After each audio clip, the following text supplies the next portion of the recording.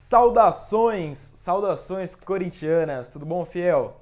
Vamos falar hoje sobre a escalação do Corinthians para 2020, a primeira escalação oficial aí que vem pela frente em Paulista, em pré-Libertadores e tudo mais. A Florida Cup já dá umas dicas pra gente. Roda a vinheta aí.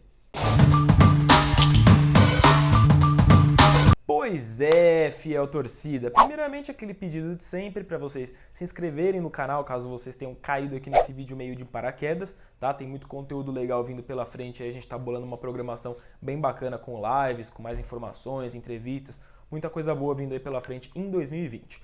Assim como o próprio Corinthians e sua escalação com o Thiago Nunes. O Corinthians estreou aí no último meio de semana, quarta-feira, contra o New York City, lá dos Estados Unidos, na Florida Cup. E estreou bem, com vitória de 2-1, mas mais do que a vitória, a boa atuação da equipe titular. E a equipe titular, né? Muita gente estava discutindo ali quem que jogaria nesses 11 iniciais do Thiago Nunes. E não é exatamente essa a equipe que pode ser chamada de equipe titular do Corinthians para 2020, ou para esse primeiro semestre de 2020 que seja.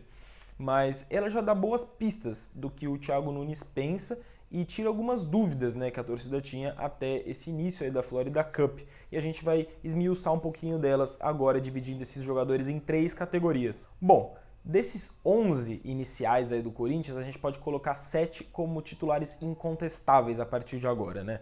São eles o Cássio, o Fagner, o Gil, o Sid Clay, mas o Sid Clay a gente põe um asterisco aí. Asterisco não é asterístico, meu filho? Asterisco.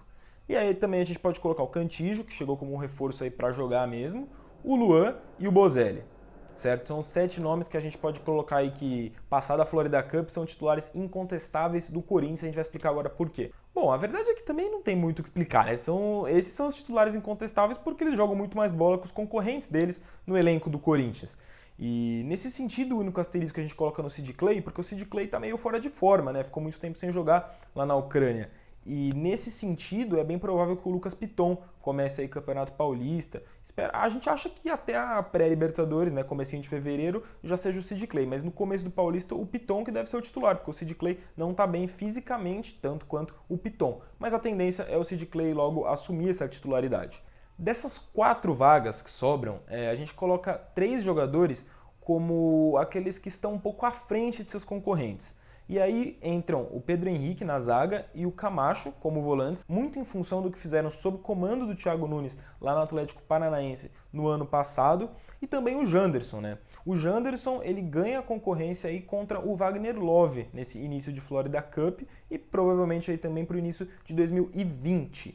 No caso do Pedro Henrique e do Camacho, a gente pode colocar como principais concorrentes deles o Avelar, né, na zaga, o Avelar na zaga, vai se acostumando com isso, meus amigos. E o Gabriel, como volante, também começa como reserva em 2020. E aí você fala, pô, então faltou um nome. É o nome do Ramiro, que começou como titular, mas ele não deve ser titular do Corinthians em 2020. A tendência é o Pedrinho, voltando do pré-olímpico, assumir essa vaga ali pela direita, no meio de campo do Corinthians. Com bastante liberdade, porque ele tende a cair para o lado para dar espaço para o Fagner avançar, e ainda com o Luan ali do lado, a tendência é o Pedrinho ser ainda mais ofensivo do que ele já era com o Carille. O Ramiro, nesse sentido, eu coloco numa categoria, uma terceira categoria de tapa-buraco, porque o Pedrinho não está disponível agora. E nesse sentido, o próprio Janderson pode ser colocado aqui também, porque o Corinthians segue no mercado tentando contratar um atacante de beirada ali pela esquerda, né? O Michael era o alvo, agora é o Rony, mas também é uma negociação difícil, o Atlético Paranaense pede muito, a gente falou sobre isso aqui num vídeo que o Vitinho vai colocar para vocês.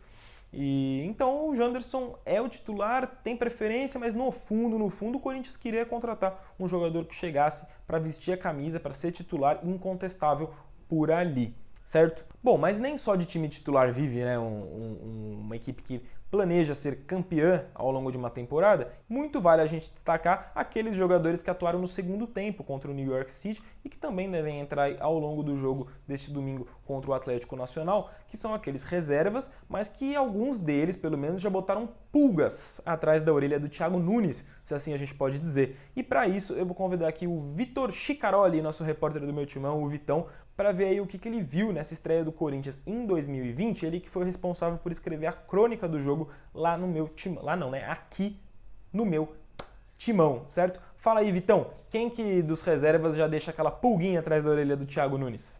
Salve, Faraldinho. Fala, fiel. Bom, vamos lá. Para responder rapidinho sua pergunta aqui, Faraldo, eu acho que três nomes se destacaram desse time reserva do Corinthians no primeiro amistoso da temporada. São eles o Danilo Avelar, que fez sua estreia como zagueiro e, cara, teve uma atuação muito segura, não comprometeu e mostrou que vai sim brigar pela titularidade da zaga ao lado do Ju.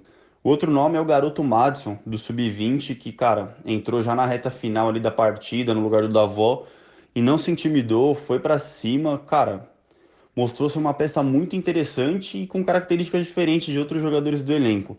Então, certamente esse garoto deixou o Thiago Nunes com uma pulga atrás da orelha, viu?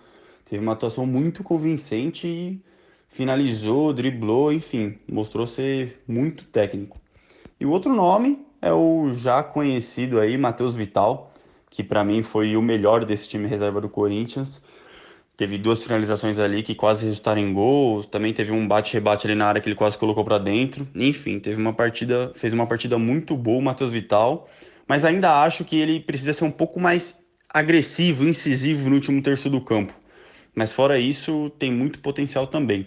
E é isso, Faraldo. Para mim, são esses três nomes que se destacaram na considerada equipe reserva do Corinthians. Claro que é muito cedo para qualquer análise mais profunda, mas é isso, Faraldo. Valeu pela oportunidade e vai, Corinthians!